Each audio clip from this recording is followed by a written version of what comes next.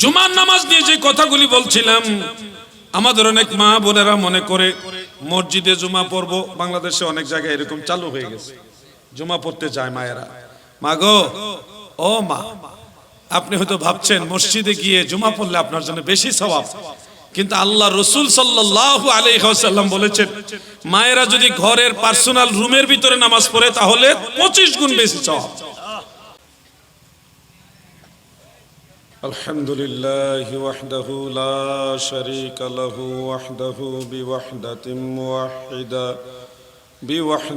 মুওয়াহহাদা বিওয়াহদা وحيدا وأحدا بلا مدد وجدد ونسب ووصف في الكمال وحده لا شريك له ولا ند له ولا مثل له ولا مثال له ولا جلد بلد ولد جسد رسو جزو نزو عزم له ولا مقارن له ولا مكاظم له ولا مناظر له ولا مقابل له ثم نشهد أن سيدنا وسندنا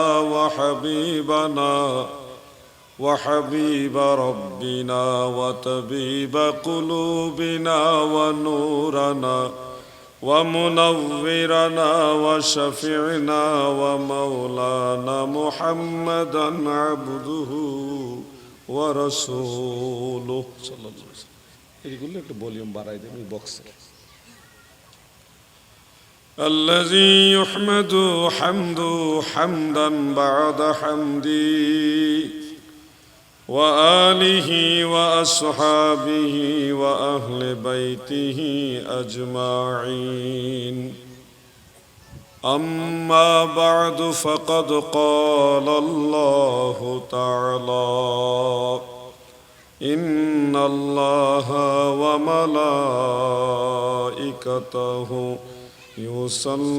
يصلون على النبي يا أيها الذين آمنوا صلوا عليه وسلموا تسليما. اللهم صل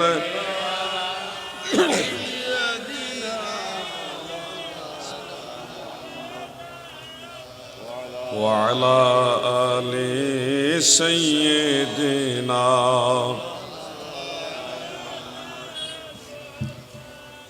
যুবক ভাইরা, পিছনে যারা বসছেন আপনারা একটু মনোযোগী হন, আলোচনা কম শুনেন কিন্তু মনোযোগ দিয়ে শুনেন, যেন আমাদের বাস্তব জীবনে এই আলোচনাটা আমল করতে পারি, যেন একটা এফেক্ট হয় আমাদের জীবনে। তো প্রথমেই নবীজির দুরূদ শরীফ আমরা সবাই পড়ি, শেষেও দুরূদ শরীফ পড়ি। এটার একটা হাকিকত আছে। হাকিকত হলো যে মজলিসে নবীজির দুরূদ সালাম হয় না, ওই মজলিসটা আল্লাহর দরবারে কবুল হয় না। এমনকি কোনো দোয়াও যদি কেউ করে, সেই দোয়ার মধ্যে যদি রাসূল পাকের দুরূদ শরীফ না পড়ে, ওই দোয়া আল্লাহ কবুল করে না। তাহলে দুরূদ শরীফটা অনেক গুরুত্বপূর্ণ একটা জিনিস। যদিও আমরা মনে করি যে সব বক্তারা এটা করে, কেন করে, এটার হাকিকত আছে দাদু। এই জগৎ সংসার তো আল্লাহ তাআলা নবীর মহব্বতেই সাজাইছেন। তো সেই নবীর দুরূদ শরীফ দিয়ে যদি আপনারাও আলোচনা শুরু করেন বা শুনেন, শোনার পর্বটা শুরু করেন, আপনাদের আলোচনা শোনার মধ্যেও তাসির হবে। আসুন সবাই মিলে প্রাণ খুলে দুরূদ শরীফ পড়ি। আল্লাহুম্মা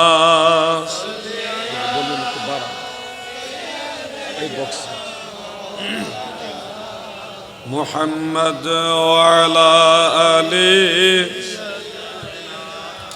मौलाना मेरा दिल फिदा हो बेज़ौक़े मोहम्मद ना दिल से जुदा हो ये ज़ौक़े मोहम्मद अल्लाहुम्मा। माशाल्लाह माशाल्लाह, অনেক সুন্দর দরুদ শরীফ। وعلى آل سيدنا ذكر لا إله إلا الله لا إله إلا الله لا إله إلا الله لا إله إلا الله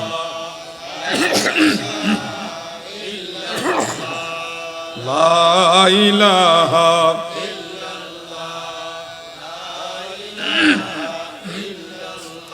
حق لا إله إلا الله محمد رسول صلى الله عليه وآله وسلم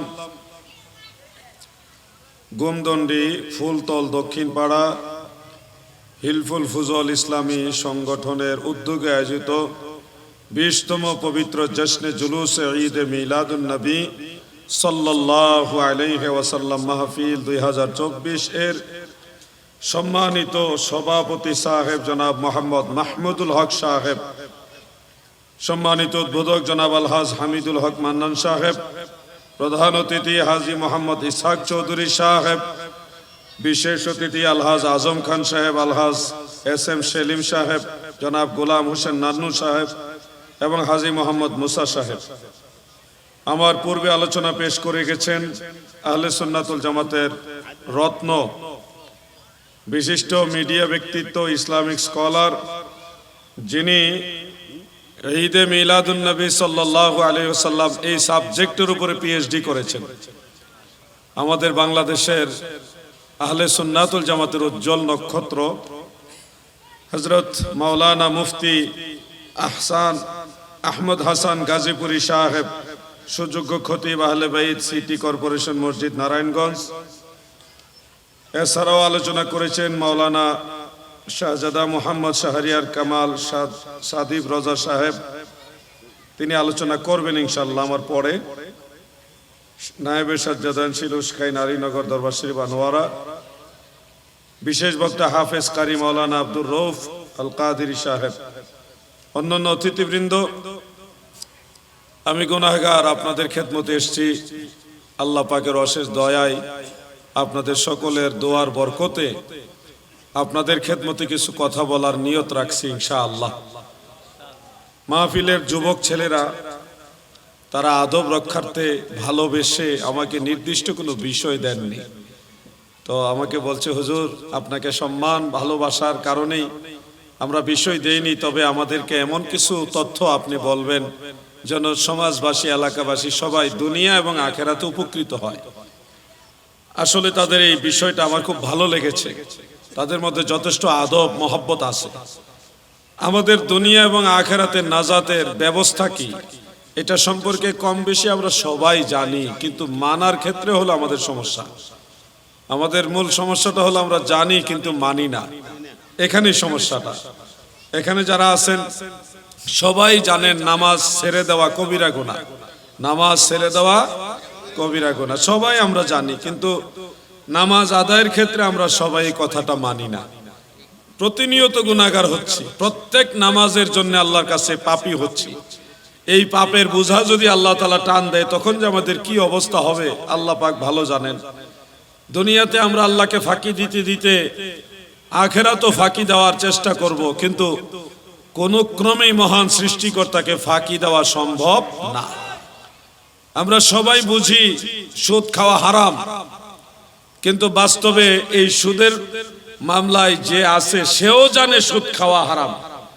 আমলের ক্ষেত্রে গিয়ে দেখা যাচ্ছে মানার ক্ষেত্রে আমরা দুর্বল। যে মানুষটা ঘুষ খাচ্ছে, ঘুষের টাকা হাতে নিয়ে গণার সময় বলতেছে টাকা গণে নেওয়া সুন্নত, ঘুষের টাকা, কিন্তু গণে নেওয়ার সময় বলতেছে কি গণে নেওয়া সুন্নত। এখন টাকা গণে নেওয়া সুন্নত এই মাসালা উনি জানে, বলুন তো উনি কি ওই মাসালা জানে না যে ঘুষ খাওয়া হারাম? ওইটা উনি জানে, কিন্তু মানার ক্ষেত্রে ওনার সুবিধা যেটা ওইটাই মানতেছে, আর যেটা অসুবিধা ওইটা আর ওনার মানার কোনো প্রয়োজন মনে করছে না।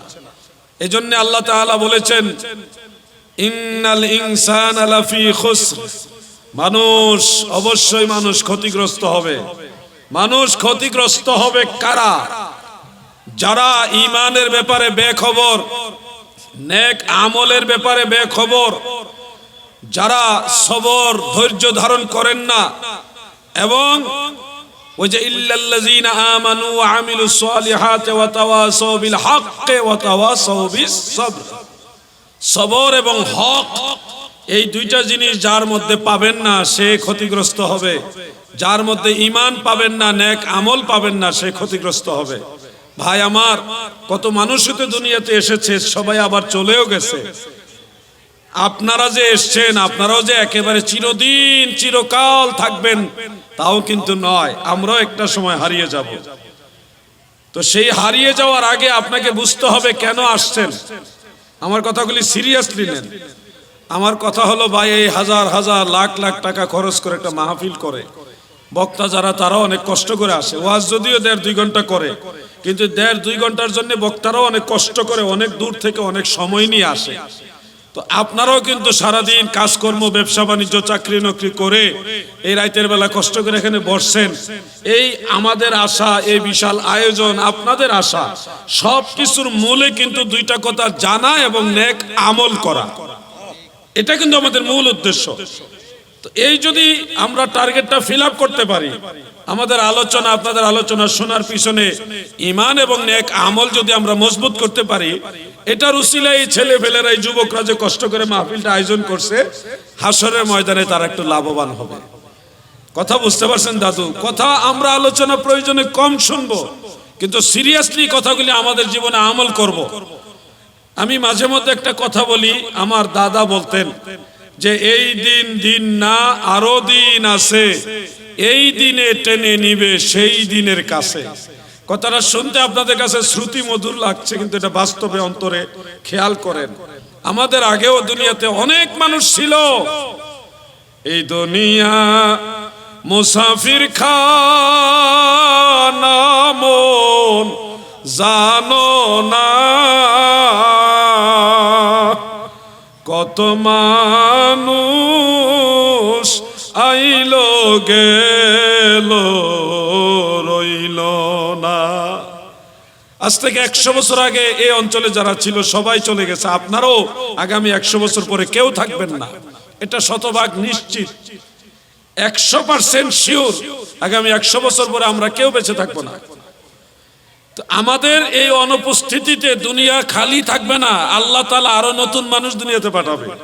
এই আসা এবং যাওয়া, এর মাঝে আপনার কিছু ডিউটি আছে, কিছু করণীয় আছে।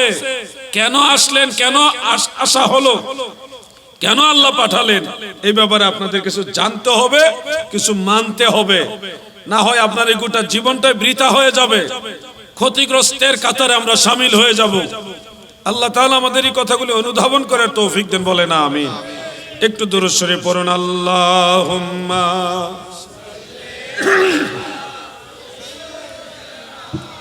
মাওলানা মুহাম্মদ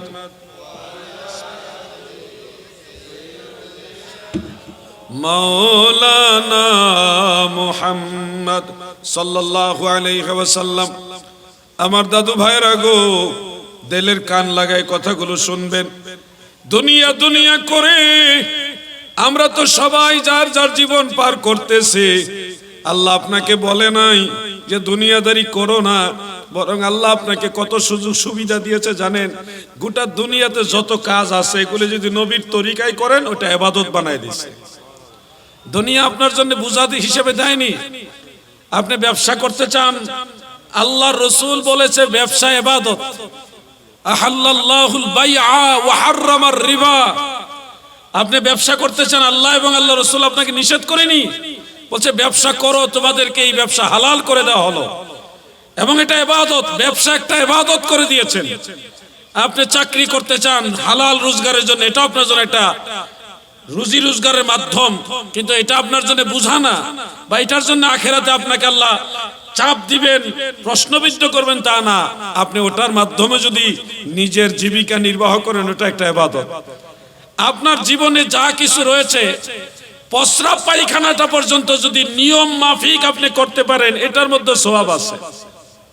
আল্লাহ আপনাকে এমন কোনো কিছুই বুঝাইয়া দেয় নাই, বুঝা হিসেবে দেয়নি, চাপিয়ে দেয়নি। আপনার প্রত্যেকটা কাজকে আখিরাতে নাজাতের একটা উসিলা বানিয়ে দিয়েছে। আপনি মানুষ হিসেবে হাঁটতে হবে, সেই হাঁটার ক্ষেত্রে নবীজি যেমনি হাঁটছে আপনি ওইভাবে হাঁটেন, এটা ইবাদত হয়ে যাবে। আপনার হাঁটাটাকে বিফলে যাওয়ার সুযোগ নাই। আপনি যদি কথা বলতে চান, সেই কথা বলার সময় বিধান দিয়েছে আল্লাহ, আপনার ভাইয়ের সাথে, প্রতিবেশীর সাথে, কাস্টমারের সাথে বা যার সাথে কথা বলেন, কথা তো বলতে হবে মানুষ। ওই কথা বলার নিয়ম মাফিক যদি আপনি কথা বলেন, এটা আপনার ইবাদত হবে। ইয়া আইয়ুহাল্লাযীনা আমানুত্তাকুল্লাহ ওয়া কুলু কাওলান সাদীদা। আপনি যদি সত্য কথা বলেন, হক কথা বলেন, তাহলে এই সত্য হক কথাগুলি আপনার জন্য ইবাদত হয়ে যাবে। আপনি বিবাহ শাদী করবেন, বিয়ে শাদী করবেন, এটা মানবিক চাহিদা। বিয়ে শাদী করতে হবে, বংশানুক্রমে মানুষ এই পর্যন্ত টিকে আছে, বিয়ে শাদী করতে হবে। আল্লাহ এবং আল্লাহ রাসূল আপনাকে সে বিয়ে শাদীটাকে ইবাদত হিসেবে গণ্য করেছে। যদি আপনি নিয়ম মাফিক বিয়েটা করেন, নবীর তরিকা মোতাবেক করেন। কোন একটা কাজ আপনাকে এমনি এমনি দেয়নি। আপনি ব্যবসা করে স্ত্রীকে খাওয়াবেন, ছেলে মেয়েকে খাওয়াচ্ছেন, রুজি রোজগার করে খাওয়াচ্ছেন না, ছেলে মেয়েকে লেখাপড়া করাইতেছেন, কাপড় চোপড় কিনে দিতেছেন, ঈদে চাঁদে তাদের জন্য মার্কেট করছেন। আপনি জানেন আল্লাহ এবং আল্লাহ রাসূল সাল্লাল্লাহু আলাইহি ওয়াসাল্লাম আপনার স্ত্রীকে যে আপনি খাবার খাওয়াচ্ছেন, ছেলে মেয়েকে যে খাবার খাওয়াচ্ছেন, দয়াল নবীজি বলেন এটাও তোমাদের জন্য সদকা করার সমান সওয়াব। আপনি যে মানুষকে দান করবেন, হাজার হাজার টাকা দান করলে যে সওয়াব হবে, আপনার ঘরের স্ত্রীকে, আপনার ছেলে মেয়েকে যে খাওয়াচ্ছেন, ওই সমান সওয়াব হইতেছে। তা আপনাকে তো বাঁচানোর হাজার রাস্তা আল্লাহ খুলে দিয়েছে, কিন্তু আপনি যদি ইচ্ছা করে জাহান্নাম থেকে বাঁচতে না চান, তাহলে আল্লাহকে দোষ দিতে পারবেন? আপনাকে দেখেন, একটা মানুষের সাথে হাসি মুখে কথা বলা, আপনার স্ত্রী, আপনার ছেলে, আপনার মেয়ে, আপনার ভাই বেরাদর, প্রতিবেশী, যে কোনো মানুষের সাথে হাসি মুখে মিষ্টি ভাষায় কথা বলা, মৃদু হাসি নিয়ে কথা বলা, এটা সুন্নত। আপনি কথা বললে যদি একটু হাসি মুখে কথা বলেন, এটা সুন্নত হবে এবং সদকা করার সমান সওয়াব হবে। আপনার প্রত্যেকটা কাজকে কিন্তু ইবাদত বানিয়ে দিয়েছে। এরপরে যদি আপনি না বুঝেন, আপনি দাড়ি রাখবেন, আপনি সুন্নত শুধু শিখছেন দাড়ি রাখা, আর শিখছেন টুপি পরা, পাঞ্জাবি পরা, এগুলি শিখছেন, খাবারের উপরে মিষ্টি খাওয়া, এগুলি সুন্নত। কিন্তু আপনার জীবনে কত সুন্নত আল্লাহ দাঁড় করাইছেন, আমার দয়াল নবীজি কত সুন্নত দিয়েছেন। আপনি যে কাজ করেন, মাঠে কাজ করেন, কাজ আমার দয়াল নবীজিও কাজ করেছেন। আপনি যদি বলেন আমি মাটি কাটি, আমি একজন শ্রমিক, আপনার এই শ্রম দেওয়ার যে কাজ, এটাও নবীজির সুন্নত তরিকার ভিতরে আছে। আপনার কোনো কাজকে আল্লাহ এবং আল্লাহ রাসূল বিফলে যাইতে দিবে না। প্রত্যেকটা জিনিস আপনার ইবাদত হিসেবে গণ্য করে দিয়েছেন। এই ভাইরা মেহেরবানি করে কথাবার্তা বললেন না। ওয়াজের মাঝে দুই তিনজন এদিকে কথা ওইদিকে কথা বললে তখন কথাগুলি কিছু মানুষ হারায় ফেলবে। আমি চাই কথাগুলি মানুষ শুনো, এবং এগুলি প্রত্যেকের দরকার। আমার যেমন দরকার, ওনাদেরও দরকার, সবাইকে শুনতে হবে। আপনারা কি মনোযোগী আছেন? আমি আপনাদেরকে, ছেলেদের একটা দাবি যে কিছু কথা আমরা চাই যে কথাগুলো মানুষের জীবনকে পরিবর্তন করবে। মানে আমি বলেই গেলাম, কিন্তু আপনি এদিকে দুইটা ছেলে কথা বলছে, ওদিকে কেউ হাঁটাহাঁটি, ওদিকে তাকাচ্ছেন, তাহলে তো আমার এই পরিশ্রমটাই ফাও। এই জন্য আমি চাই কথাগুলি শুনেন, প্রয়োজনে ওয়াজ কম শুনেন, কিন্তু শুনেন, এটুকু আমার আবদার। আশা করি আপনারা আমার এই আবদারটা রাখবেন কিনা ইনশাআল্লাহ। একটু জিকির করুন, লা ইলাহা লা ইলাহা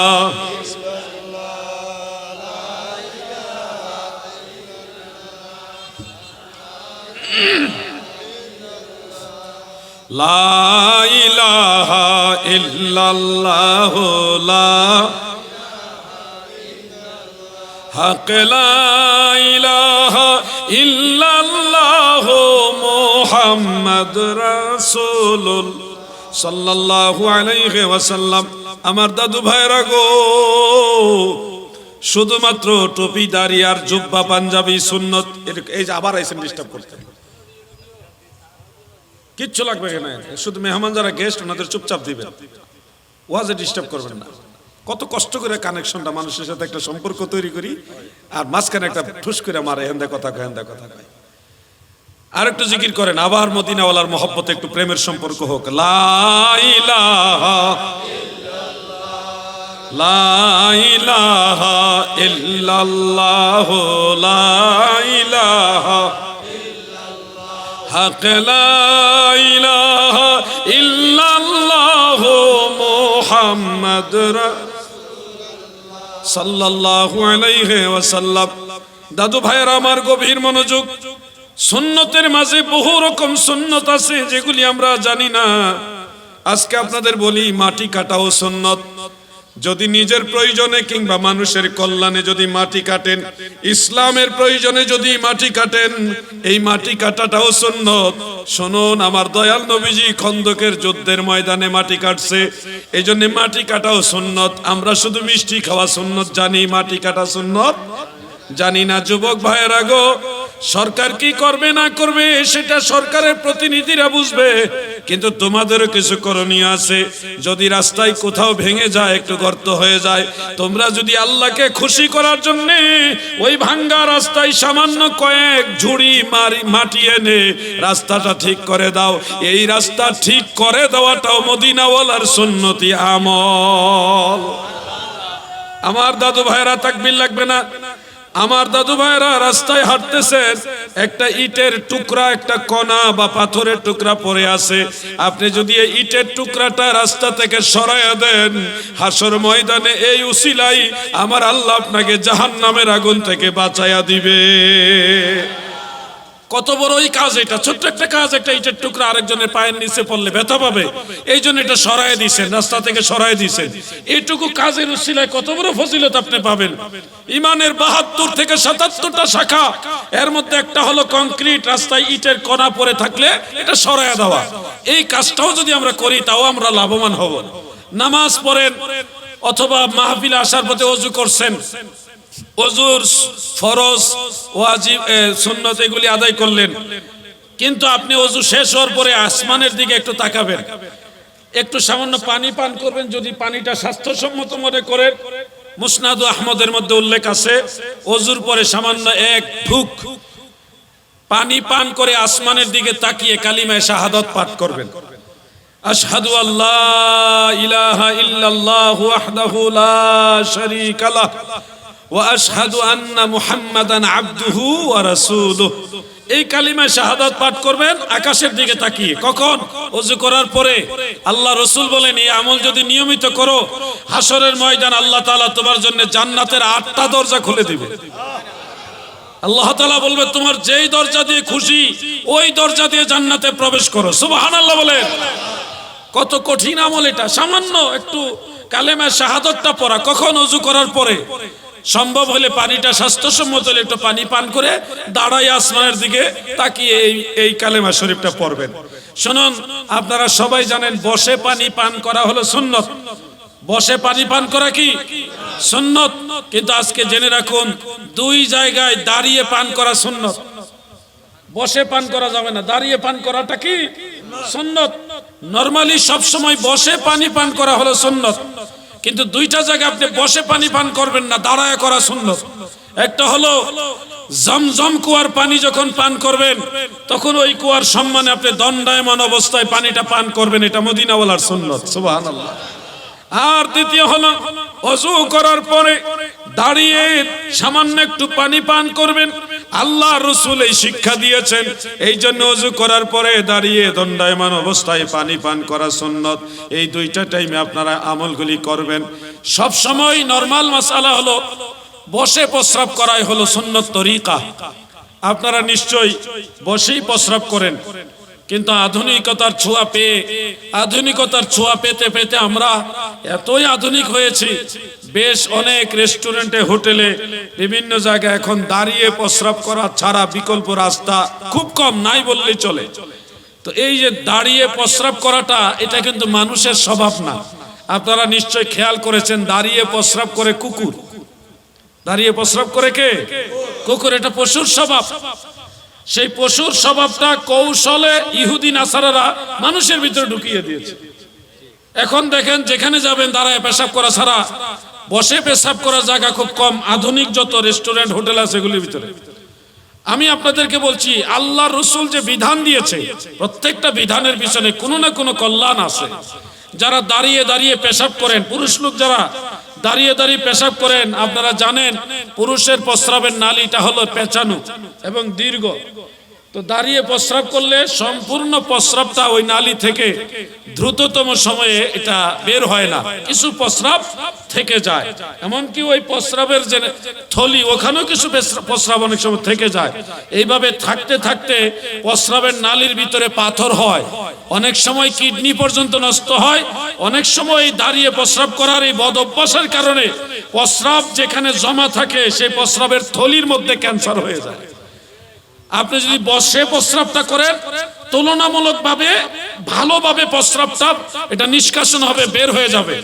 এরপরে যদি আপনি একটু ঢিলা ব্যবহার করেন, কয়েক সেকেন্ডের জন্য, 10-20 সেকেন্ডের জন্য যদি আপনি একটু চেষ্টা করেন যে পরিপূর্ণভাবে প্রস্রাবটা বের হয়ে যাক, তাহলে এটা কিন্তু আপনার জন্য অনেক বড় দুনিয়ারও কল্যাণকর কাজ। তো ইসলামের এই শিক্ষাটা আপনারা যারা বৃদ্ধাঙ্গুলি দেখাচ্ছেন, ভাবছেন আমি বড় মডার্ন, আমি আধুনিক, আমি দাঁড়ায় পেশাব করছি, এখানে দাঁড়ায় পেশাব করে দিলেন। কিন্তু ধীরে ধীরে বয়স যখন একটু বাড়বে, তখন বুঝবেন আল্লাহ রসুলের বিধান না মানার কারণে হাজার হাজার না লাখ লাখ টাকা দিয়েও ডাক্তারকে আপনার রোগ ভালো হবে না। যদি মদিনাওয়ালার বিধানটা আগে থেকে মানতেন, তাহলে কিন্তু ডাক্তারের এত টাকা দেওয়া লাগতো না, আর এইভাবে কষ্ট করা লাগতো না। এই জন্য আল্লাহর হাবিবের বিধান মোতাবেক প্রস্রাব কি দাঁড়িয়ে করবেন না বসে করবেন? সবাই বলেন, দাঁড়িয়ে না বসে? বসে করবেন। হ্যাঁ, আপনি অসুস্থ, বসতে পারছেন না, উজর, এমন যদি কোনো পজিশন আসে যেখানে বসে প্রস্রাবের কোনো সুযোগ নাই, ওই সময় আপনি দাঁড়িয়ে প্রস্রাব সেরে নেবেন এবং ঢিলা ব্যবহার করবেন ভালোভাবে, যেন প্রস্রাবটা নালীর ভিতরে না থাকে। ভাইরে, ইসলাম এমন কোন ধর্ম না যেটা আপনার জন্য বুঝা। ইসলাম বিজ্ঞান কি দিয়ে আপনি বিচার করবেন? বিজ্ঞানের বিধান অনেক সময় চেঞ্জ হয়। এক সময় একটা সূত্র আসে, এটার পরে আবার নতুন একটা সূত্র আসে, নিউটনের সূত্রের পরও আবার সূত্র আসছে। ঠিক এমনি ভাবে বিজ্ঞানের যে কোনো পয়েন্ট আসবে, এটা পরিবর্তন হতে পারে, সম্ভাবনা আছে। কিন্তু আল্লাহ এবং আল্লাহ রসুল যে বিধান দিয়েছে, এটা কখনো পরিবর্তন হবে না। এই জন্য নিঃসন্দেহে নির্দ্বিধায় আল্লাহ এবং আল্লাহ রসুলের বিধানগুলি মেনে চলবেন। এতে আপনার দুনিয়াতেও লাভ হবে, আখেরাতেও লাভ হবে। ও ভাই, বসে বসে প্রস্রাব করলে আপনার শরীর ভালো থাকবে, প্রস্রাবের নালী ভালো থাকবে, প্রস্রাবের থলি ভালো থাকবে, আপনি অনেক দিন সুস্থ থাকবেন। এটা তো দুনিয়ার লাভ। আর আখেরাতের লাভ হলো, আপনি পেশাব করছেন, নবীর তরিকায় যদি পেশাবটা করেন, নবীজির তরিকায় যদি প্রস্রাবটা করেন, এটা আপনার জন্য একটা সওয়াবের কাজ হয়ে যাবে। তাহলে আপনার জন্য তো কত সুন্দর ব্যবস্থা, জান্নাতে যাওয়ার কিংবা জাহান্নাম থেকে বাঁচার কত সুন্দর ব্যবস্থা আছে। কিন্তু আপনি তো বাঁচতে চান না। আপনি জাহাজ থেকে সাগরে পড়ছেন, সাগরের মানুষ আগের থেকে অ্যালার্ট করছে, ঝড় আসতেছে, কিনারে যাবেন না, ভালো মতো বসেন, শক্ত করে ধরে রাখেন, এইভাবে ব্রিফিং দিয়েছে। কারো কথা আপনি না শুনে ঝড় আসার পরে আপনি সাইডে গিয়ে লাফ মাইরা সাগরে পড়ে গেছেন। এই বিশাল বড় বড় ঢেউ, যে ঢেউর কাছে জাহাজ, এত বড় জাহাজ, সেটাই টিকে থাকতে পারে না, আর আপনি ইচ্ছা করে সাগরে ঝাঁপ দিয়েছেন বাঁচার জন্য। আচ্ছা, আপনি বলেন, সাগরে ঝাঁপ দিয়ে বাঁচতে পারবেন? যেদিকে তাকাইবেন শুধু পানি আর পানি, আর পানির মধ্যে কি বিশাল বড় বড় ঢেউ, এর মধ্যে ঝড়, যেখানে জাহাজ টিকে থাকতে পারেন, আপনি নিজে পণ্ডিত করে ঝাঁপ দিয়েছেন। এরপরে জাহাজের উপর থেকে মানুষেরা মায়া করে, দয়া করে আপনাকে বাঁচানোর জন্য একটা লাইফ জ্যাকেট ফেলাইছে, অথবা ওই যে কি আছে না, টায়ারের মতো এরকম একটা জিনিস দিয়েছে, এটা ধরো। আপনি বললেন, আমি তোমাদের এগুলি চাই না, আমি নিজেই চেষ্টা করব। তো নিজে লাইফ জ্যাকেটও নিলেন না, টায়ারও নিলেন না, মানে বয়া না কি জানে বলে, এগুলি ফেললো, এগুলো নেন নাই আপনি। এরপরে যদি পানিতে ডুবে মারা যান, বলেন এটার জন্য কি জাহাজের কর্তৃপক্ষ দোষী হবে? আলেম ওলামারা আপনাদের সব সময় বলে, এটা করবেন না, নামাজ ছাড়বেন না, সুদ খাবেন না, ঘুষ খাবেন না, মানুষের হক নষ্ট করবেন না, বারবার আপনাদের বলে। এরপর আপনি তাদের কথা শুনতে রাজি না। এই হুজুররা কত কথাই বলে, আপনি নিজে কি করলেন? ঘুষ খাইলেন, সুদ খাইলেন, মানুষের হক নষ্ট করলেন, নামাজের ধারেও গেলেন না। যেভাবে মন সেভাবে চললেন, মাদক সেবন করলেন, সর্বপ্রকার পাপের সাথে জড়িত হলেন। এরপরেও দেখা যাচ্ছে আলেমরা আপনাদের বোঝানোর চেষ্টা করতেছে, কারো কথা আপনি কর্ণপাত করেন না। তা এরপরে যদি আপনি জাহান্নামে যান, তাহলে এটার জন্য কি আলেমরা দোষী? আলেমরা দায়ী থাকবে? আমাদের দায়িত্ব আপনাদের স্মরণ করায় দেওয়া। মনে রাখবেন, একটা সময় সবাই বুঝবেন, কিন্তু ওই সময় বুঝলে লাভ হবে না। বুঝার টাইম মরার আগ পর্যন্ত আছে, মৃত্যুর আগ পর্যন্ত আপনার সুযোগ আছে। একবার মরে গেলে ইজা মাতাল ইনসানু ইনকিতাআল আমালু আনহু, সহিহ মুসলিমের মধ্যে উল্লেখ, মানুষ যখন মারা যায় তার আমলের দরজা বন্ধ হয়ে যায়। এরপরে আর হাজার চেষ্টা করলেও আর এত দুর্বল মানুষ, একটা মুরগির বাচ্চা ডিমের ভিতর থেকে বের হয়ে হাঁটতে পারে, একটা মুরগির বাচ্চা ডিম থেকে বের হয়ে হাঁটতে পারে, কিন্তু মানুষ জন্ম হওয়ার পরে 1.5-2 বছর লাগে হাঁটা শিখতে। কত দুর্বল আমরা, চিন্তা করেন। এজন্য আপনাদের অনুরোধ করছি, কথা শুনেন, না হলে এই দুনিয়াতেও ক্ষতিগ্রস্ত হবেন, আখেরাতেও ক্ষতিগ্রস্ত হবেন। ও আমার ভাই, আল্লাহ এবং আল্লাহ রাসূল সাল্লাল্লাহু আলাইহি ওয়াসাল্লাম আমাদের বিধান দিয়েছে, পুরুষ লোক যেন টাকনুর উপরে কাপড় পরি, লুঙ্গি পায়জামা প্যান্ট যাই পরি আমরা, এগুলি যেন টাকনুর উপরে পরি। আর মেয়েদেরকে বলছে তারা যেন শরীরের মাথার চান্দি থেকে পায়ের তলা পর্যন্ত ঢেকে রাখে, প্রয়োজনে মুখমণ্ডল, হাতের কবজি, পায়ের পাতা খুলতে পারবে, অপ্রয়োজনে এগুলি ঢেকে রাখবে।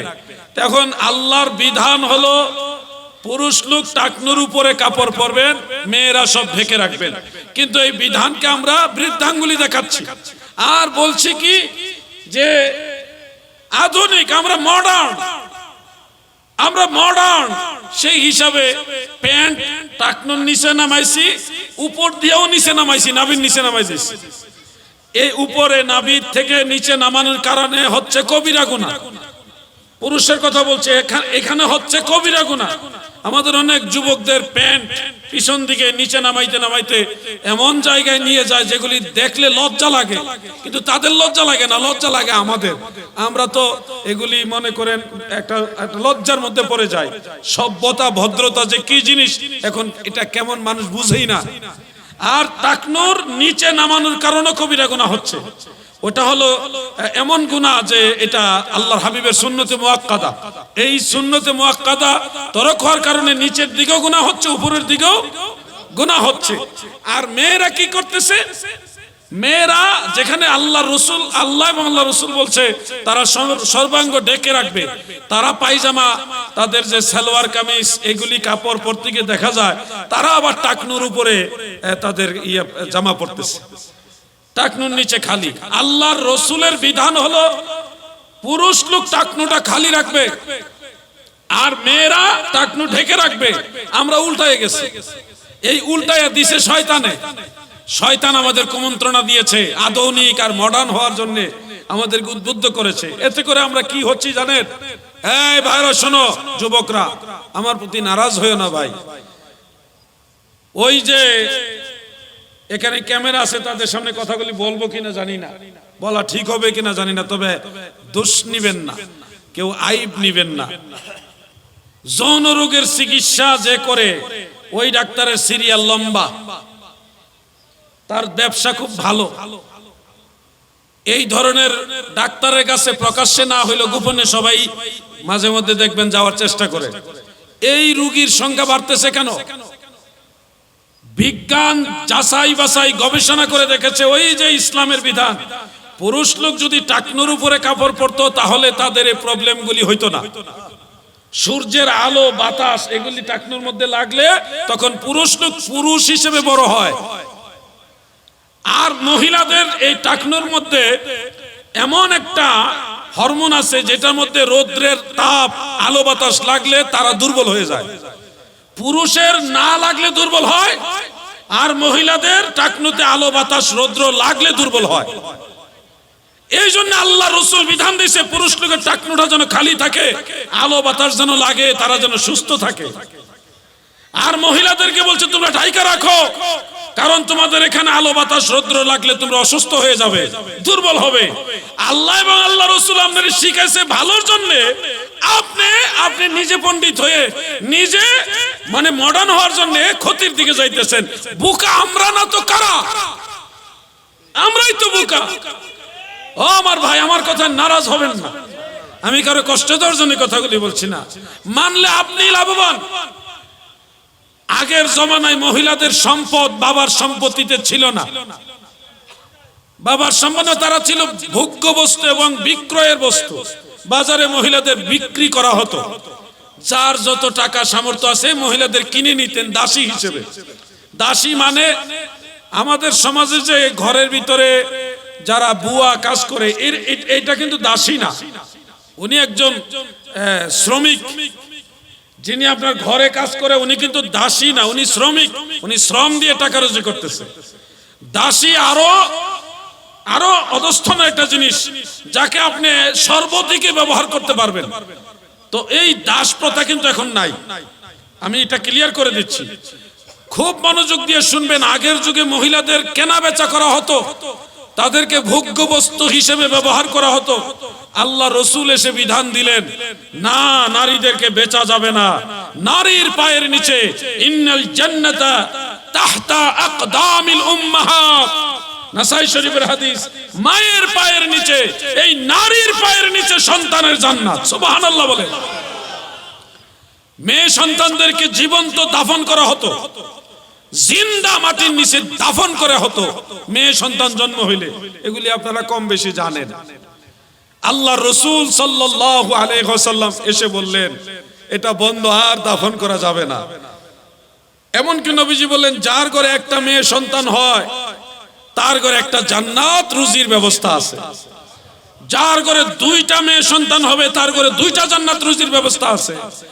যার ঘরে তিনটা মেয়ে সন্তান তার ঘরে তিনটা জান্নাত রুজির ব্যবস্থা আছে। সুবহানাল্লাহ বলে। অর্থাৎ মেয়ে সন্তান এক একটা জান্নাত তুল্য।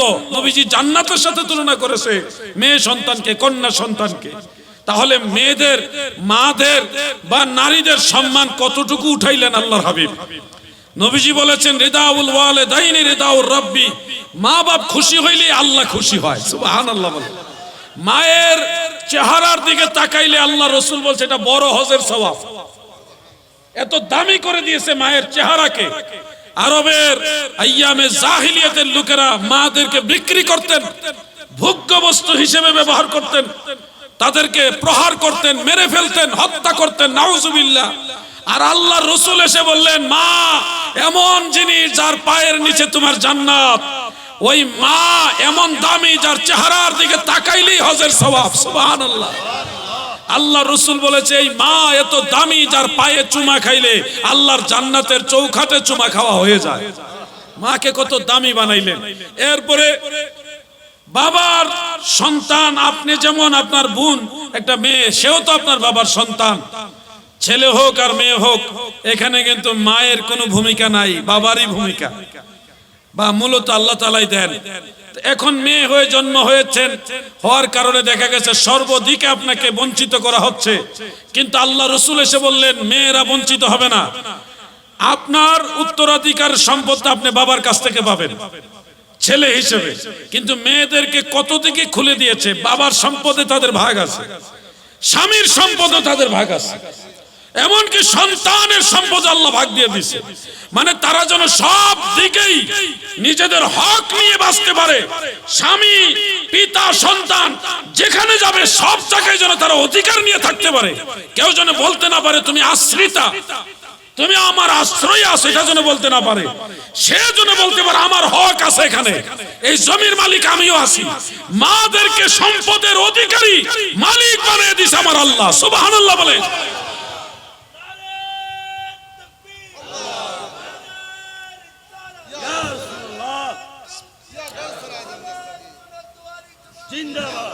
এখন মনোযোগ দিয়ে শুনবেন। ইসলামের বিধান ভালো লাগে না, আমরা স্লোগান তুলছি সমান অধিকার। নারী এবং পুরুষের সমান অধিকার যদি তোলেন তাহলে নারীরা অনেকভাবে ক্ষতিগ্রস্ত হবে। নারীরা অনেকভাবে ক্ষতিগ্রস্ত হয়ে যাবে। সব জায়গায় নারীদেরকে সমানভাবে নেওয়া যাবে না, অনেক জায়গায় নারীদের উপরে রাখতে হবে। ওইখানে ওনাদেরকে মানাবে। অনেক জায়গায় নারীদেরকে নিচে রাখতে হবে, অনেক জায়গায় সমান রাখতে হবে। যেখানে ওনাদের স্যাটিসফাইড, ওনাদের জন্য সম্মানের জায়গা, ওইখানে রাখতে হবে। এখন আপনি ধরেন বিশাল বড় একটা কঠিন কাজ করছেন, পাথর ভাঙ্গার কাজ। এই কাজে যদি সমান অধিকার ওনাদেরকে দেন, তাইলে কি ওনাদের শরীর শক্তি সামর্থ্য এটা হবে? অথবা ধরেন বৈজ্ঞানিক সুযোগ সুবিধা দিয়ে হোক বা যেভাবে হোক, আপনি যদি মেয়েদের মতো একটা মায়ের মতো সন্তান গর্ভে ধারণ করতে চান, হবে না। এখানে সিস্টেমটাই আলাদা। এই যে আলাদা, আপনি চাইলে আপনার সন্তানকে দুধ পান করাইতে পারবেন না, ওই সিস্টেম আল্লাহ আপনাকে দেয় নাই, এটা দিছে মাকে। কথা বুঝছেন? এটা আল্লাহ দিছে মাকে, আপনাকে দেয় নাই। এই ডিসটেন্স গুলি, পার্থক্যগুলি, ডিফারেন্স গুলি আপনাকে বুঝতে হবে। সব জায়গায় সমান অধিকার দিলে হবে না। ভাই আমার, বন্ধুরা আমার, একজন মা প্রত্যেক মাসে নির্দিষ্ট একটা সময় কষ্ট করে থাকেন, ওই কষ্টটা আল্লাহ আপনাকে দেয় নাই। কথা বুঝতেছেন? কিন্তু এদিকে মাদেরকে কষ্টের কারণে ওই দিন, ওই 7 দিন হোক 6 দিন হোক, পুরা টাইমটাই নামাজ মাফ করে দিছে। আপনি কিন্তু নামাজ মাফ পাবেন না। মাদের জন্য নামাজ মাফ, ফরজ নামাজ মাফ, সুন্নত নফল তো মাফ, হই ফরজ নামাজ পর্যন্ত আল্লাহ মাফ করছে। এখন আপনার সমান অধিকার দেখা যদি বলেন আমিও 7 দিন নামাজ পড়বো না মাসে, তাহলে কি হবে? এক্ষেত্রে আপনাকে আল্লাহ মাফ করেনি। আপনি চাইলে জুমার নামাজ বাদ দিতে পারবেন না বিনা উজরে, অবশ্যই আপনাকে জুমা পড়তে হবে। জুমা পড়া আপনার জন্য ফরজ। জোহরের নামাজের রিপ্রেজেন্টেটিভ হিসেবে অবশ্যই আপনাকে জুমা পড়তে হবে, এটা আবশ্যক করা হয়েছে। কিন্তু মহিলারা চাইলে ওনারা জুমার নামাজ পড়বেন না, চাইলেও পড়তে পারবেন না, কারণ আল্লাহ এবং আল্লাহ রাসূল ওনাদের জন্য জুমার নামাজ ওয়াজিব করে নাই। ওখানে ওনাদেরকে আল্লাহর রাসূল বলছে আপনারা ঘরে জোহরের নামাজ পড়লেই হয়ে যাবে, বিধান আলাদা। আপনি মসজিদে যেতে হবে, জুমা পড়তে হবে, কিন্তু মহিলারা জুমার নামাজে যাওয়াও লাগবে না, জুমা গিয়ে পড়াও লাগবে না। ওনারা ঘরে অবস্থান করবে, জোহরের নামাজ পড়বে, এতে করে ওনাদের জুমা পড়লে যেই সওয়াব, ওই সমান সওয়াব হয়ে যাবে। সুবহানাল্লাহ। এই ব্যাপারে একটা হাদিস শরীফ আপনাদেরকে শোনাই। সিহাসিত্তার অন্যতম কিতাব সুনান আবি দাউদে এই হাদিসটা উল্লেখ। এমনকি এই হাদিসটা ইমাম হাকিম নিসাপুরি রাহমাতুল্লাহ আলাইহি আল মুস্তাদরাক আলা সাহিহাইনের মধ্যে উল্লেখ করেছেন বিশুদ্ধ সনদে। عن أبي موسى الأشعري رضي الله تعالى عنه قال قال رسول الله صلى الله عليه وسلم الجمعة حق واجب على كل مسلم إلا أربعة। হযরত আবু মুসা আশআরী রাদিয়াল্লাহু আনহু থেকে বর্ণিত, আল্লাহর নবী বলেন, উম্মতেরা শোনো, আল জুমআতু হাক্কুন ওয়াজিবুন আলা কুল্লি মুসলিম, সকল মুসলমানের জন্য জুমার নামাজ হক এবং ওয়াজিব, আবশ্যক, পড়তেই হবে। ইল্লা আরবাআ, তবে 4 শ্রেণীর মানুষ জুমার নামাজ পড়বে না বা তাদের উপরে জরুরি না, আবশ্যক না। এই 4 শ্রেণীর মানুষ কারা গো? আল্লাহর নবী 1 নম্বরই বলেছে ইল্লা ইমরাত, অর্থাৎ মহিলাদের জন্য জুমার নামাজ ওয়াজিব না, ওনারা জোহরের নামাজ পড়লেই হয়ে যাবে। কোন কারণবশত কোন মজলিসে, ধরেন মসজিদে নববী শরীফে মা বোনেরা দয়াল নবীর জিয়ারতে গিয়েছেন জুমার দিন, ওই ঘটনাক্রমে ওই অবস্থায় জুমার নামাজ শুরু হয়ে গেছে, ওই অবস্থায় ওনারাও নাই লাইনে কাতারে দাঁড়িয়ে জুমা পড়ে ফেলেছেন, এক্ষেত্রে ফতোয়া আলমগীরের মধ্যে উল্লেখ ওনাদের আর জোহরের নামাজ পড়া লাগবে না, ওই জুমাটাই হয়ে যাবে, ওনাদের জন্য এটাই যথেষ্ট। আর যদি ওনারা ঘরের ভিতরে জোহরের নামাজ পড়ে, এতে ওনারা গুনাহগার হবে না, ওই জোহরের নামাজ পড়লে জুমা পড়লে যেই সওয়াব, ওই সমান সওয়াব হয়ে যাবে। সুবহানাল্লাহ। মা বোনদের জন্য অনেক কিছু আল্লাহ তাআলা স্যাক্রিফাইস করেছে যেগুলি পুরুষকে করে নাই, আবার পুরুষকে এমন কিছু স্যাক্রিফাইস করেছে যেটা মহিলাদের করে নাই। যেখানে যাদের জন্য যেটা স্যাটিসফাইড সেটাই আল্লাহ করেছেন। সৃষ্টিকর্তা যেটা ভালো মনে করে, এর চেয়ে বেশি ভালো মনে করার মতো ক্ষমতা, জ্ঞান আমাদের আছে? আমাদের জ্ঞানটাই তো উনি দিয়েছে। ওনার চিন্তার বাইরে গিয়ে আমরা কোনো কিছু ভাবলেই তো আমাদের ক্ষতি, আমাদের জন্য অকল্যাণ। প্রিয় ভাই আমার, বন্ধুরা আমার, জুমার নামাজ নিয়ে যে কথাগুলি বলছিলাম, আমাদের অনেক মা বোনেরা মনে করে মসজিদে জুমা পড়বো, বাংলাদেশে অনেক জায়গায় এরকম চালু হয়ে গেছে, জুমা পড়তে যায় মায়েরা। মা গো, ও মা, আপনি হয়তো ভাবছেন মসজিদে গিয়ে জুমা পড়লে আপনার জন্য বেশি সওয়াব, কিন্তু আল্লাহ রসুল সাল্লাল্লাহু আলাইহি ওয়াসাল্লাম বলেছেন মায়েরা যদি ঘরের পার্সোনাল রুমের ভিতরে নামাজ পড়ে তাহলে 25 গুণ বেশি সওয়াব। সুনানু আবি দাউদে সহিহ ইবনে খুজাইমার মধ্যে উল্লেখ, একজন মহিলা নবীজির কাছে গিয়ে বললেন, ইয়া রাসূলুল্লাহ, আমি খুব পছন্দ করি আপনার সাথে নামাজ পড়া। রাসূল পাক সাল্লাল্লাহু আলাইহি ওয়াসাল্লাম বললেন, আমি জানি আপনি পছন্দ করেন আমার সাথে নামাজ পড়া, কিন্তু আল্লাহর পক্ষ থেকে আপনার জন্য আমি রাসূলের সাথে নামাজ পড়ার চেয়েও আপনার ঘরের বারান্দায় নামাজ পড়া আরো উত্তম। আপনার ঘরের বারান্দার নামাজের চেয়ে আপনার ঘরের ভিতরের নামাজ আপনার জন্য আরো উত্তম। প্রিয় নবীজি বললেন, আপনার ঘরের ভিতরের নামাজের চেয়ে আপনার যে একান্ত প্রকোষ্ঠ মানে পার্সোনাল রুম, ওই রুমে নামাজ পড়া আরো বেশি উত্তম। সুবহানাল্লাহ বলেন। ওয়া বুয়ুতাহুন্না খায়রুল লাহুন্না, তাদের ঘর হলো তাদের জন্য সর্বোত্তম জায়গা নামাজের জন্য। জামিউস সাগীরের মধ্যে উল্লেখ, রাসূল পাক বলেছেন মহিলারা যদি ঘরের ভিতরে নামাজ পড়ে ওই নামাজটা হলো তাদের জন্য 25 গুণ বেশি সওয়াবের নামাজ, এবং আল্লাহ তাআলা ওই নামাজটা বেশি পছন্দ করে। ও মা জননীরা, সওয়াবের লোভ দেখায় এক শ্রেণীর মানুষ আপনাদেরকে ঘর থেকে বের করে নিয়ে যাবে মসজিদে, কিন্তু আপনারা জানেননি রাসূল পাকের সাহাবারা, বিশেষ করে আব্দুল্লাহ ইবনে মাসউদ রাদিয়াল্লাহু আনহু যখন দেখতেন মহিলারা জুমার নামাজ পড়তে যাচ্ছে, তখন তিনাদেরকে ধমক মেরে তাড়ায় দিতেন, বলতেন তোমরা ঘরের দিকে যাও, তোমাদের জন্য তোমাদের ঘর হলো উত্তম জায়গা। এজন্য আমি এই কথাগুলি কেন বলছি, আপনাদের শিক্ষার জন্য, জানার জন্য। সব জায়গায় সমান অধিকার লাগাবেন না, যেখানে মায়েদের অধিকার দরকার ওখানে আল্লাহ ওইটাই দিয়েছেন, বেশিও দিয়েছেন, অনেক সময় কম দিয়েছেন। বাইরে অনেক রোগীর দেখেন একটা ওষুধ লাগে 500 পাওয়ারের ওষুধ, আবার অনেক রোগীর 500 পাওয়ার লাগে না, 400 পাওয়ার দেয়, অনেকের 100 পাওয়ারও দেয়। তো সব রোগীর ওষুধ একসাথে সবারে 500 পাওয়ারের ওষুধ খাওয়াইলে হবে না।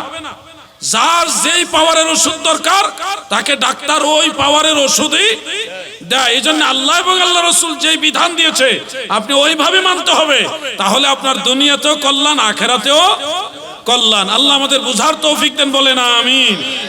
আমি দুই একটা নামাজের মাসআলা বলতে চাই, যুবক ভাইদের দৃষ্টি আকর্ষণ করছি, বিশেষ করে শহর অঞ্চলে যারা আসা যাওয়া করেন, আপনারা এই মাসআলাগুলি মনোযোগ দিয়ে শুনবেন। এখন এই জমানাটা ফিতনার জমানা, এবং এই কথাগুলি আমরা যদি না বলি তাহলে আপনারা বিভ্রান্তির মধ্যে পড়বেন। নামাজের সাথে সম্পৃক্ত একটা জরুরি মাসআলা, সেটা হলো আমরা ফজরের নামাজ পড়ার জন্য মসজিদে যখন যাই, ফজরের নামাজ আদায় করার সময় মসজিদে যখন যাই, অনেক সময় ঘুমের কারণে হোক, যাওয়ার একটু বিলম্ব হওয়ার কারণে হোক, যে কোনো কারণে যেতে যেতে দেখি জামাত শুরু হয়ে গেছে। সেক্ষেত্রে আমরা সুন্নত নামাজটা কি করব? আমরা ফুকাহে আহনাফের কাছ থেকে মাসআলা জেনেছি, যদি ইমাম সাহেব সবেমাত্র জামাত শুরু করেছে, প্রথম রাকাতে আছে, তাহলে জামাত থেকে একটু দূরে দাঁড়িয়ে বারান্দায় কিংবা মসজিদের যে কাতার, জামাতের কাতারের থেকে অনেকটু দূরে পিছনে দাঁড়িয়ে একটু 2 রাকাত নামাজ ছোট ছোট সূরা দিয়ে তরতিব ঠিক রেখে সংক্ষিপ্ত পরিসরে সুন্নতটা আদায় করে প্রয়োজনে দ্বিতীয় রাকাতে গিয়ে ইমাম সাহেবের সাথে জামাতে শরীক হতে হবে। এইভাবে আমরা মাসালা শিখেছি, আমল করি। কিন্তু আপনারা লক্ষ্য করলে দেখবেন কিছু বিপদগামী বিভ্রান্ত ভাইয়েরা, ওনারা বলে না জামাত শুরু হয়ে গেলে আর সুন্নত পড়া যাবে না, জামাতে শরীক হতে হবে, আর আগে শরীক হওয়াটা বিদআত বা বিভিন্ন ধরনের অ্যাটাকমূলক শব্দ দিয়ে তিনারা আমাদেরকে অ্যাটাক করে থাকেন। এবং তারা বলে যে সুন্নত পড়তে হবে জামাতের পরে, ফজরের নামাজের জামাত শেষ হওয়ার পরে সুন্নতটা পড়তে হবে। এটা হলো ওনাদের মাসআলা। আর আমরা সুন্নত প্রথম রাকাতে ইমাম সাহেব থাকলে সংক্ষিপ্ত পরিসরে হলে সুন্নত পরে দ্বিতীয় রাকাতে জামাতে শরীক হব, কিন্তু ফরজ নামাজের পরে সূর্য উদয়ের আগে কোনো সুন্নত নামাজ পড়া যাবে। এই যে আমরা মাসালাটা দেই বা আমল করি, আমাদের এই মাসালার পিছনে দলিল কি? প্রথমত মনে রাখবেন, ফজরের নামাজের ফরজের পরে সূর্য উদয়ের আগে কোনো প্রকার সুন্নত নফল নামাজ পড়া যাবে না, আল্লাহ রাসূলের নিষেধ। আন আবি হুরায়রা রাদিয়াল্লাহু তাআলা আনহু قال نهى رسول الله صلى الله عليه وسلم عن صلاة بعد الفجر حتى تطلع الشمس وبعد العصر حتى تغرب الشمس رواه البخاري سبحان الله বলেন হযরত আবু হুরায়রা বলেন আল্লাহর রাসূল সাল্লাল্লাহু আলাইহি ওয়াসাল্লাম ফজরের নামাজের ফরজের পরে সূর্য উদয়ের পূর্বে এবং আসরের নামাজের ফরজের পরে সূর্য অস্ত যাওয়ার আগে এই দুই টাইমে নামাজ পড়তে নিষেধ করেছেন। যেহেতু ফরজের পরে ফজরের নামাজের ফরজের পরে সূর্য উদয়ের আগ পর্যন্ত এই সময় আর কোনো সুন্নত নফল পড়ার সুযোগ নাই, সেহেতু সুন্নতটা আপনাকে ফরজের আগেই পড়তে হবে, আর না হয় সূর্য উদয়ের পরে পড়তে হবে। দুইটা অপশন এখানে, সূর্য উদয়ের আগে আর সুন্নত পড়ার অপশন নাই, নবীজি নিষেধ করেছেন। এই জন্য ফুকাহায়ে আহনাফ বলেছে আপনাকে ফরজের আগেই সুন্নত পড়তে হবে, অন্যথায় জামাতের পরে মসজিদে বসে থাকবেন, তাসবিহ তাহলিল পড়বেন, দোয়া ইস্তেগফার করবেন, সূর্য উদয়ের পরে সুন্নত আদায় করতে হবে, কেননা সূর্য উদয়ের আগে আর কোনো সুন্নত পড়া যাবে। এখন যে আমরা ইমাম সাহেব নামাজ শুরু করে দিয়েছেন, বুঝতেছেন আপনারা কথাগুলো? এগুলি যারা বেনামাজি, নামাজের সাথে সম্পর্ক নাই, তাদের কাছে বেশি মজা লাগবে না, কিন্তু নামাজের সাথে যাদের সম্পর্ক আছে তাদের জন্য এই আলোচনাটা অনেক বড় দামি আলোচনা। প্রিয় ভাইয়েরা আমার, ইমাম সাহেব নামাজ শুরু করে দিয়েছেন, এমত অবস্থায় আমরা যে সুন্নত পড়া শুরু করি এটা কিসের ভিত্তিতে করি? ও ভাইয়েরা আমার, দিলের কান লাগায় শুনবেন। বেশ কয়েকটা কিতাবের মধ্যে, বিশেষ করে মুজামুল কবির লিত-তাবারানির মধ্যে এবং মুসান্নাফ ইবনে আবি শাইবার মধ্যে, শারহু মুশকিলিল আসারের মধ্যে এবং শারহু মাআনিল আসার তাহাবি শরীফের মধ্যে অনেকগুলো হাদিস রয়েছে এই ব্যাপারে। সবগুলো হাদিসের মধ্যে মূল যে মিনিংসটা এসছে সেটা হলো ফকিহ তবকার সাহাবী হযরত আব্দুল্লাহ ইবনে আব্বাস রাদিয়াল্লাহু আনহুমা, হযরত আব্দুল্লাহ ইবনে মাসউদ রাদিয়াল্লাহু আনহু, হযরত আব্দুল্লাহ ইবনে ওমর রাদিয়াল্লাহু তাআলা আনহুমা, হযরত আবু মুসা আশআরী রাদিয়াল্লাহু তাআলা আনহু, হযরত ওমর ফারুক রাদিয়াল্লাহু তাআলা আনহু, ওনার সময় এক জামাত তাবেঈ, তিনারা সবার অভ্যাস ছিল, তিনারা যখনই ফজরের জামাতে যাইতেন, যখনই দেখতেন জামাত শুরু হয়ে গেছে, তখন ওনারা মসজিদ থেকে সামান্য দূরে দাঁড়িয়ে সাল্লা রাকাতাইনে খাফিফাতাইনে, সংক্ষিপ্ত পরিসরে সুন্নত নামাজটা আদায় করতেন। এরপরে ওনারা গিয়ে কাতারে শামিল হতেন, এরপরে গিয়ে জামাতে নামাজ আদায় করতেন, ফজরের নামাজ জামাতে শরীক হইতেন। তো সাহাবাই কেরামের আমলের মধ্যে এটা রয়েছে। ওইখান থেকে হানাফি মাযহাবের ইমামরা বলেছেন যে যেহেতু এক দল সাহাবী, তাও সাধারণ সাহাবী না, ওনারা ফকিহ তবকার সাহাবী, সাহাবীদের মধ্যে শ্রেষ্ঠ শ্রেষ্ঠ সাহাবী, ওনারা এইভাবে আমল করেছেন। এখন আপনারা বলুন, সাহাবারা কি বেদাতি ছিল? নাউজুবিল্লাহ, এক দল সাহাবী, ওনারা যেটা করেছে নিশ্চয়ই নবীজির কাছ থেকে শিখে জেনে এইভাবে করেছে। সাহাবারা কখনো সুন্নত নববীর খেলাফ কাজ করতে পারে? ওনারা দল বেঁধে এই কাজটা করতেন, এক দল সাহাবী। এই জন্য ফুকাহায়ে আহনাফ বলেছে ফজরের নামাজের জামাত যদি চালু হয়ে যায়, প্রথম রাকাতে থাকে, তাহলে আপনি সংক্ষিপ্ত পরিসরে 2 রাকাত নামাজ সুন্নত আদায় করবেন। এই সুন্নতের অনেক দাম। ফজরের নামাজের 2 রাকাত সুন্নত, আল্লাহর রাসূল বলেছে এই 2 রাকাত সুন্নত খায়রুম মিনাদ দুনিয়া ওয়া মা ফিহা, এই দুনিয়াতে যত সম্পদ আছে সারা দুনিয়া যদি এক পাল্লাই রাখে, অপর পাল্লাই যদি 2 রাকাত সুন্নত রাখা হয়, আল্লাহর রাসূল বলেছেন ফজরের এই 2 রাকাত সুন্নতের মর্যাদা আমার আল্লাহর কাছে আরো বেশি হবে। এটা সহিহ মুসলিমের হাদিস। এই জন্য ফজরের নামাজের সুন্নতের অনেক গুরুত্ব। প্রিয় ভাইয়েরা আমার, আরেকটা সুন্নত এবং নফল সবসময় আদায় করার চেষ্টা করবেন ইনশাআল্লাহ। সেটা হলো যোহরের নামাজের ফরজের পরে 2 রাকাত সুন্নত, এরপরে 2 রাকাত নফল। আগে তো 4 রাকাত সুন্নত পড়বেনই, এটা সুন্নতে মুআক্কাদা। এরপরে ফরজ হলো 4 রাকাত। যোহরের নামাজের প্রথম 4 রাকাত সুন্নতে মুআক্কাদা, তারপরে 4 রাকাত ফরজ, এরপরে 2 রাকাত সুন্নত, এরপরে 2 রাকাত নফল, টোটাল হলো 12 রাকাত। ইদানিং আমরা দেখছি কিছু বিপদগামী আলেম, ইলম চর্চা ঠিক মতো না থাকার কারণে ওনারা দাবি করতেছে যে 12 রাকাত যোহরের নামাজ এটা নাকি মুকসুদুল মুমিন মার্কা আলেমরা বানাইছে। এই কথাটা ওনাদের জবান থেকে আসা মানে গোটা জাতির জন্য একটা ভয়ঙ্কর ফিতনা প্রকাশ হওয়া। এমনিই তো মানুষ আমল করতে চায় না, এমনি মানুষ নফল নামাজ পড়তে চায় না, আর এখানে যদি একজন ডক্টর নামদারি কোন একজন ধর্মের বড় বিজ্ঞ প্রাজ্ঞ অভিজ্ঞ একজন আলেম বলে দেয় যে 12 রাকাত জোহরের নামাজ এটা মকসুদুল মুমিন মার্কা মৌলবীরা বানাইছে, হাদিসে নাই, তখন তো মানুষের ভিতরে এমনি আমল আরো দুর্বল হয়ে যাবে। কথা ঠিক কিনা ভাই? আমি এটা প্রতিবাদও করেছি। তোমাদের অভ্যাস হলো ভুল হইলে ভুল স্বীকার করে না, মানে ভুল একটা মেসেজ জাতির সামনে পৌঁছে দিয়ে চুপচাপ বসে থাকে। এটা যে ভুল, ভুল প্রমাণিত হওয়ার পর আর স্বীকার করে না। ওনাদের সাথে আমাদের বেশ কমটা হলো এটুকুই, আমাদের ভুল হইলে আমরা স্বীকার করি। ভুল হতেই পারে, আমরা কেউ মাসুম না, নিষ্পাপ না, নির্ভুল না। আমাদের ভুল হবে, ভুল হওয়ার পর আমরা স্বীকার করব, সংশোধন করে নিব। এটা হলো আমাদের মানে অভ্যাস বা খাসিয়ত, যে আমরা ভুল হইলে ভুলটা স্বীকার করি এবং সংশোধন হয়। আর ওনারা ভুল মেসেজ দিয়ে ভুল প্রমাণিত হওয়ার পর আর এই ভুল নিজেও সংশোধন করবে না, জাতিকেও বলবে না যে এটা এইভাবে করবেন না, ভুলটা আর সংশোধন করে না। মুমিন আর বেঈমানের মধ্যে বেশ কমও কিন্তু এটা, মুমিন ভুল করে তারপরে সংশোধন করে নেয়, কিন্তু বেঈমান যারা তারা ভুল করলে আর এই ভুল সংশোধন করে না। আল্লাহ তাদের বুঝার জ্ঞান দান করুক, বলে না আমিন। আমি কি গালাগালি করছি কাউরে নাকি? আমি বুঝার জন্য কথাগুলি বলছি। দাদু ভাই আমার, দিলের কান লাগায় শুনবেন। ক্যামেরাওয়ালা ভাই আপনি তাড়াতাড়ি বসেন, আপনার লাগে আমি হারার দেখি না।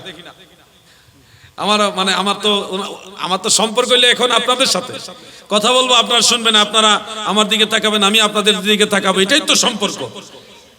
প্রেমের খেলা ইশকের মেলা সবে বুঝে না, আশিকার মাশুকের প্রেমের এই তো নিশানা, আশিকার মাশুকের প্রেমের এই তো নিশানা।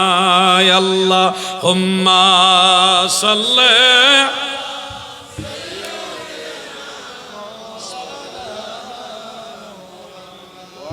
ওয়ালা আলি সাইয়্যিদিনা।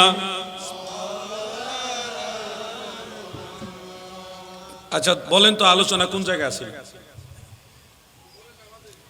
এই তো মাশাআল্লাহ, দেখছেন নগদ ওয়াজ মনোযোগ দিয়ে শুনতে হবে। আমি একবার সিলেট হবিগঞ্জ জেলায় নবীগঞ্জ থানায় রামপুর গ্রামে একবার ওয়াজ করছিলাম। ওই সময় আমি ছাত্র, মানুষ ভালোবেসে আমাকে দাওয়াত করে নিয়েছিল। তো আমি একটা গজল গাইছিলাম, গজল বলা যাবে না অবশ্য, এটাকে একটা সঙ্গীত গাইছিলাম, যে মক্কায় গেলাম মদিনায় গেলাম রে, ঢাকা গেলাম সিলেট গেলাম, রামপুরের মতো এমন জায়গা পাইছি না। একজন লোক বয়স্ক মানুষ সুরের ঠেলায় বলছিল, আবেগের একটা জুস আর কি। পরে বিস্তারিত শুনলাম, এক যুবক ওনাকে ধরছে, বলছে যে চাচা আমাদের রামপুর কি মক্কা মদিনার চেয়ে বড় নাকি? চাচা তারে ধমক দিয়ে কিসের সাথে কি তুলনা দাও, কোথায় রামপুর আর কোথায় মক্কা মদিনা?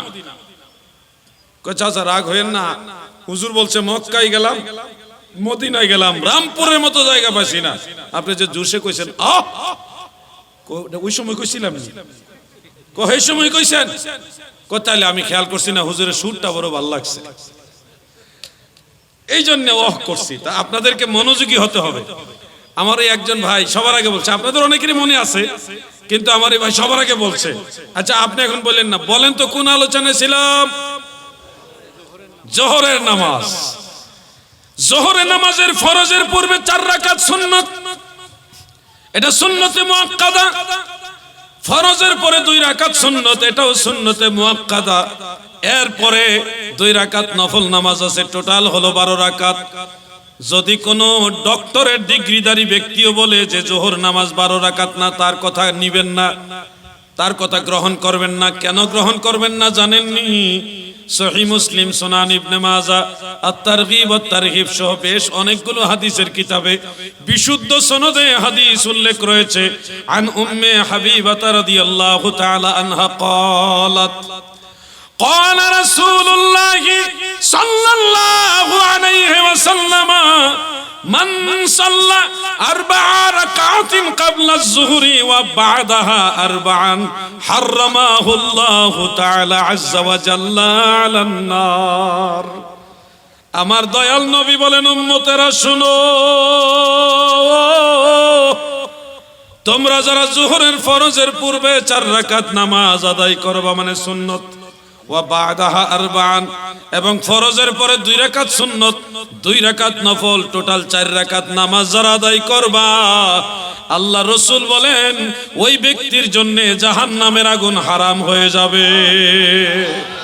একটু মহব্বতে বলেন সুবহানাল্লাহ। দেখছেন, আমলটা কিন্তু আমরা অবহেলা করে ছেড়ে দেই। মানে শেষের 2 রাকাত নফল নামাজটা না পড়লে কিন্তু আর এই ফজিলতটা পুরোপুরি পাওয়া হবে না। কারণ আগে 4 রাকাত হইতে হবে, ফরজের পরেও 4 রাকাত, 3 রাকাত। ফরজ কয় রাকাত? 3 রাকাত। এরপরে সুন্নত 2 রাকাত, এটা সুন্নতে মুআক্কাদা, এটা পড়তেই হবে, নাইলে গুনাহগার হবে। আর সর্বশেষ 2 রাকাত নফল। কিন্তু আমরা অনেক মুসল্লি ভাইয়েরা, বাবারা তাড়াহুড়ার কারণে হোক, অনেক সময় ইচ্ছাকৃতভাবে শেষের 2 রাকাত নফল নামাজ পড়ি না। অথচ আল্লাহর নবী বলেছেন, যারা মাগরিবের পরে 2 রাকাত সুন্নত, 2 রাকাত নফল, এই 4 রাকাত নামাজ যথাযথ আদায় করে, প্রিয় নবীজি বলেছেন এই নামাজটা পড়ার কারণে সারা রাত দাঁড়িয়ে লাইলাতুল কদরের নামাজ পড়লে যেই সওয়াব, এর চেয়ে বেশি সওয়াব হবে শুধু সুন্নত এবং নফল মাগরিবের পরে টোটাল 7 রাকাত পড়লে। সুবহানাল্লাহ।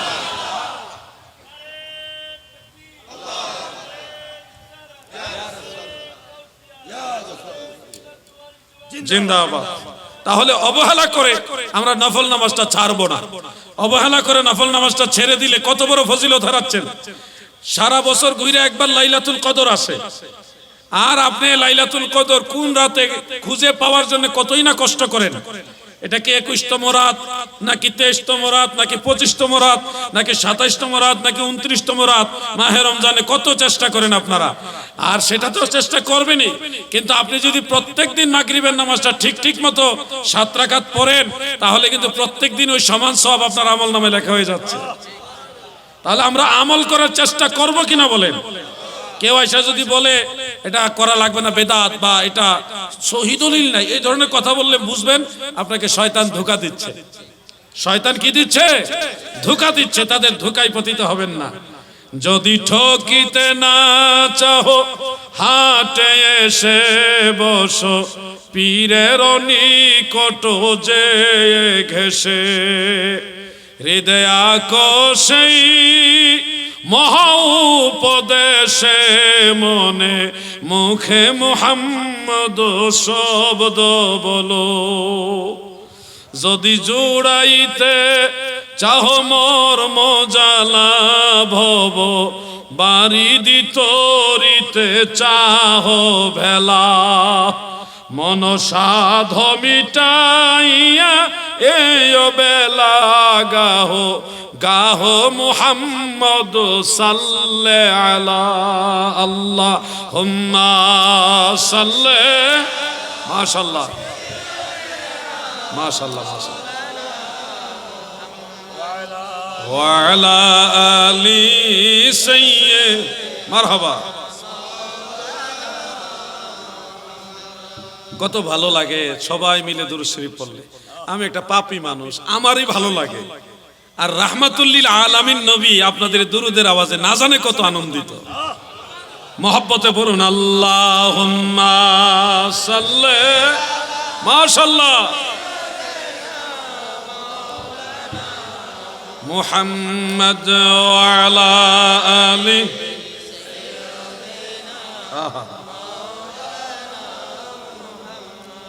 নবীজির ইশকের তীর কলি যাইবি ধিল যারো, ছেড়ে দিছে বাড়ি ঘর, সার কইরাছে কান্দন আল্লাহ হুম্মা। মাশাআল্লাহ, দুরূদ শরীফটা আমাদের মেহমান আসতেছে। সাল্লাল্লাহু আলাইহি ওয়াসাল্লাম। নারায়ে তাকবীর, নারায়ে রিসালাত, আহলে সুন্নাত ওয়াল জামাত, শাহজাদা মুহাম্মদ শাহরিয়ার কামাল সাদিব রাজা হুজুরের আগমন। নারায়ে তাকবীর, নারায়ে রিসালাত, নারায়ে গাউসিয়া, আহলে সুন্নাত ওয়াল জামাত। আছে আলহামদুলিল্লাহ, বসেন হুজুর। আমি কয়েক মিনিট একটু,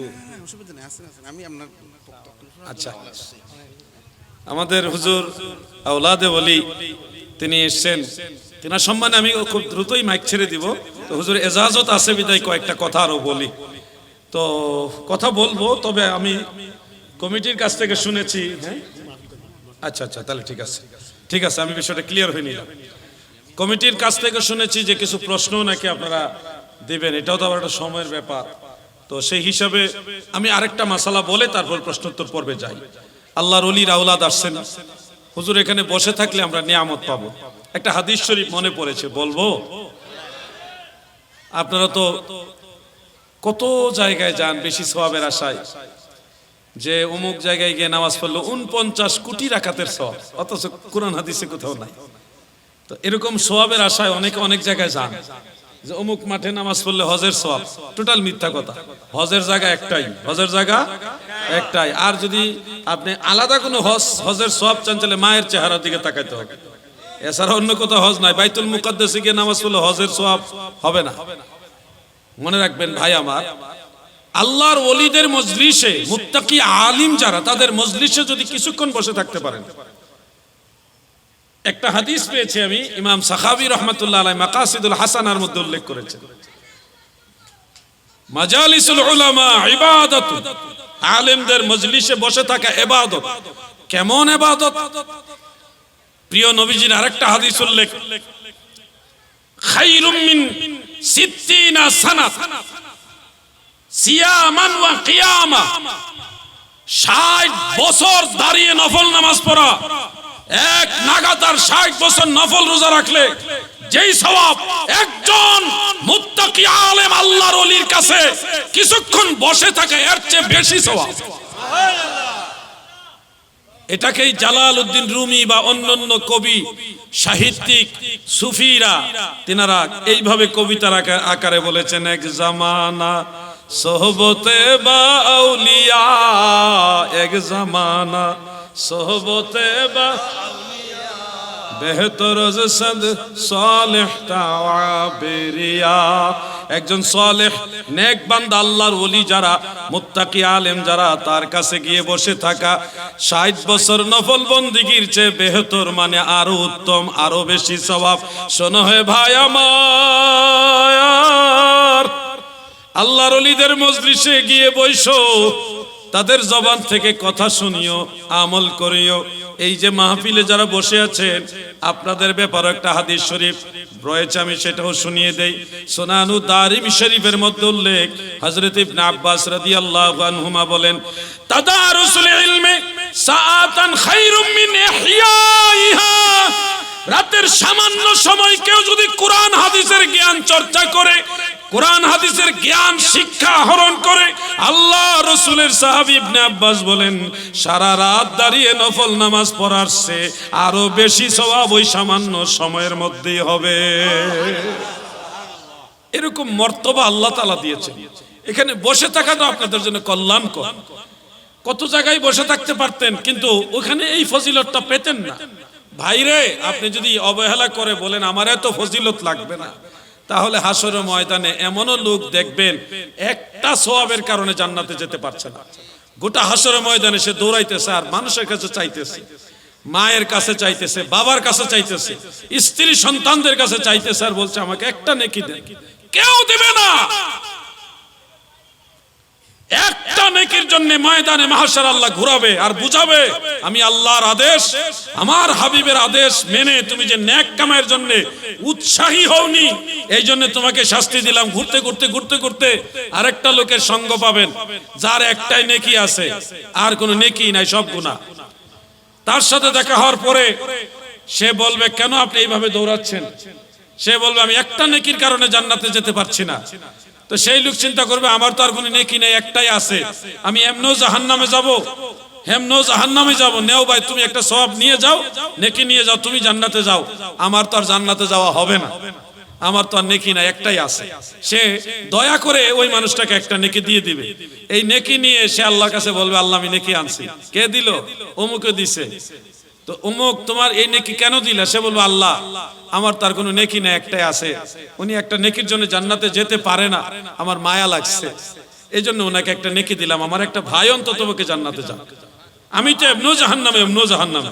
আল্লাহ তাআলা তখন দয়া করবেন এবং বলবেন তুমি তোমার ভাইকে দয়া করে জান্নাতে যাওয়ার সুযোগ দিছো, আমি আল্লাহ তো বেমিসাল বেনজির দয়ার মালিক, আমি তোমাকে দয়া করে মাফ করে দিলাম, তুমিও জান্নাতে চলে যাও। সুবহানাল্লাহ।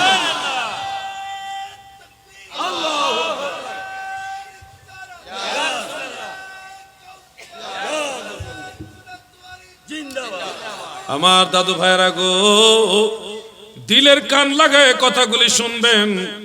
অবশ্যই একটা ভালো কাজের দিকে আপনাদের মনোযোগী হতে হবে। ভালো কাজ মানে গিয়ে শুধু সুবহানাল্লাহ সুবহানাল্লাহ সুবহানাল্লাহ পড়া না, ওইটাও ভালো কাজ, নিঃসন্দেহে সময় পেলে তাসবিহ পড়বেন। ভালো কাজ মানে ভালো মানুষের সাথে একটু ভালোভাবে কথা বলা, এটাও ভালো কাজ। কথা বুঝতেছেন আপনারা? এখন ধরেন অনেক সময় এরকম হয় রাস্তায় 10টা টাকা 100 টাকা 50 টাকা কিংবা আর একটু কম বেশি টাকা পড়ে আছে, এই টাকাটা আপনি পাইছেন, পাইয়া নিজে খেয়ে ফেলছেন, খরচ করে ফেলছেন, এটা কি ভালো কাজ? এটা ভালো কাজ না। রাস্তায় একটা মুরগি পড়ে আছে, জিন্দা মুরগি, মানে গাড়ি যাওয়ার সময় ওই গাড়ি থেকে বেখেল একটা মুরগি পড়ে গেছে, একটা মাছ দেখা গেছে বড় ড্রাম দিয়ে মাছ নিয়ে যাচ্ছে, ঝাঁকি পড়েছে, ওই ঝাঁকির সাথে একটা মাছ রাস্তায় পড়ে গেছে, আপনি মাছটা পাইছেন বা মুরগিটা পাইছেন, এটা খেয়ে ফেললেন তাৎক্ষণিক এনে, এটা কি ভালো কাজ?